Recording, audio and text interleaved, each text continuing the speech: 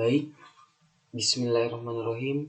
Assalamualaikum warahmatullahi wabarakatuh.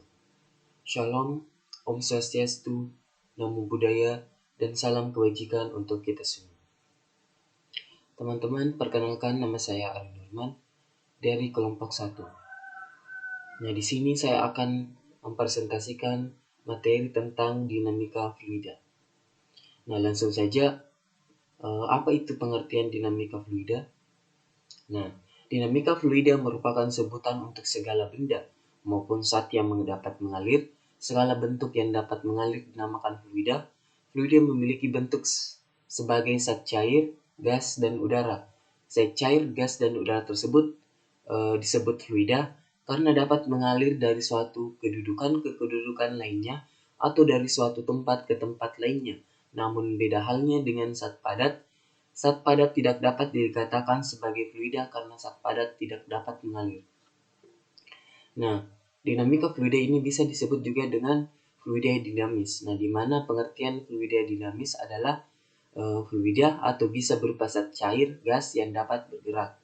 Kemudian memiliki kecepatan yang konstan terhadap waktu, tidak mengalami perubahan volume, tidak kental, tidak turbulen atau tidak mengalami putar-putaran. Nah, selanjutnya ciri-ciri fluida dinamis. Nah, yang pertama yaitu tidak kompresibel. Nah, artinya jika diberi tekanan maka volumenya tidak akan berubah.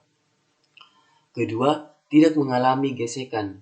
Nah, fluida dinamis saat mengalir, gesekan fluida dengan dinding ini dapat diabaikan. Yang ketiga, aliran stasioner. Nah, artinya tiap paket fluida mempunyai arah aliran tertentu dan tidak terjadi turbulensi atau putar-putaran atau pusar-pusaran. Yang keempat, alirannya lunak. Artinya aliran fluida ini mengalami kecepatan yang konstan terhadap waktu. Nah, ini merupakan contoh dari fluida dinamis, di mana ada 4 gaya yang bekerja, yaitu gaya angkat atau VA, kemudian ada gaya dorong VA, gaya hambat VG, gaya berat atau W. Kemudian ada pusat gravitasi. Nah, selanjutnya jenis-jenis aliran fluida. Jenis aliran fluida itu terbagi menjadi 2 jenis, yaitu pertama aliran laminar. Aliran laminar ini adalah aliran di mana paket fluida meluncur bersama dengan paket fluida sebelahnya. Tiap jalur paket fluida ini tidak berseberangan dengan jalur lainnya. Aliran laminar ialah aliran ideal dan terjadi pada aliran fluida pada kecepatan yang rendah. Nah, yang kedua yaitu aliran turbulen, di mana aliran turbulen adalah aliran di mana paket fluida tidak dapat meluncur bersamaan dengan paket fluida di sebelahnya. Nah, tiap jalur paket fluida bisa berseberangan dengan jalur lainnya. Aliran turbulen ditandai dengan pusaran-pusaran air atau vortex atau turbulen dan terjadi andai kecepatan alirannya tinggi. Nah, macam-macam rumus fluida dinamis. Yang pertama yaitu ada debit. Nah, debit ialah jumlah volume fluida yang mengalir per satuan waktu. Umumnya menggunakan satuan detik atau per detik. Nah, rumusnya yaitu debit sama dengan volume dibagi waktu atau volume per waktu.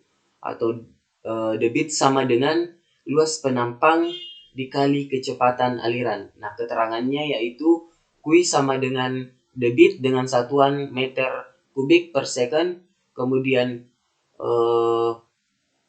V atau V adalah volume dengan satuan meter kubik, dan T adalah waktu dengan satuan second, kemudian A adalah luas penampan dengan satuan meter bujur sangkar atau meter pangkat 2, kemudian V V adalah kecepatan aliran dengan satuan meter per second. Nah, selanjutnya persamaan kontinuitas. Persamaan kontinuitas adalah persamaan yang menghubungkan kecepatan fluida dari satu tempat ke tempat yang lain. Sebelum menurunkan hubungan, baiknya harus mengalami beberapa istilah pada aliran fluida. Garis aliran ini diartikan sebagai jalur aliran fluida ideal atau aliran lunak. Garis singgung pada suatu titik pada garis memberikan arah kecepatan aliran fluida. Garis aliran tidak berpotongan antara satu sama lainnya. Tabung air ialah kumpulan dari garis-garis aliran, di mana Q1 sama dengan Q2, A1 V1 sama dengan A2 V2. Nah, untuk keterangannya sama seperti yang saya sebutkan sebelumnya. Nah, selanjutnya yaitu persamaan Bernoulli. Hukum Bernoulli adalah hukum yang berlandaskan pada hukum kekekalan energi yang dialami pada aliran fluida. Hukum ini menyatakan bahwasanya jumlah tekanan P, energi kinetik per satuan volume, dan energi potensial per satuan volume mempunyai nilai yang sama setiap titik sepanjang garis arus. Untuk rumusnya yaitu P sama dengan 1/2 V2 tambah PGH sama dengan konstan, di mana keterangannya adalah P sama dengan tekanan dengan satuan Pascal sama dengan PA sama dengan Newton per meter pangkat 2. Kemudian ada massa jenis fluida dengan massa jenis fluida, yaitu ketetapannya adalah gas atau cairan dengan satuan kilogram per meter kubik.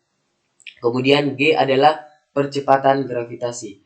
Nah, P1 tambah 1/2 massa jenis fluida V kali 12 ditambah massa jenis fluida dikali gravitasi dikali ketinggian 1 sama dengan P2 ditambah 1/2 massa jenis fluida dikali kecepatan 2 tambah massa jenis fluida dikali gravitasi dikali ketinggian 2. Nah, untuk contoh gambarnya ada di sampingnya. Nah, selanjutnya yang kedua, tangki bocor mendatar. Nah, untuk gambar tangki bocor mendatar bisa kita lihat pada slide, di mana ada sebuah air pada tangki. Nah, fenomena air yang menyemburkan keluar dari lubang penyimpanan atau tangki air ini dinamakan dengan teorema Torricelli. Nah, besar energi kinetik air yang menyembur keluar dari lubang tangki ini sama dengan besar energi potensialnya. Nah, dengan demikian kecepatan air pada lubang penyemburan yaitu sama dengan air yang jatuh bebas dari batangan ketinggian air. Hingga semakin besar perbedaan ketinggian lubang dengan batas ketinggian air, maka semakin cepat juga semburan airnya. Di mana rumusnya adalah kecepatan sama dengan akar 2 dikali gravitasi dikali ketinggian, di mana jarak sama dengan 2 kali akar ketinggian dikali jarak tempat jatuh cairan. Kemudian waktu sama dengan akar 2 dikali jarak tempat dibagi dengan gravitasi, percepatan gravitasi.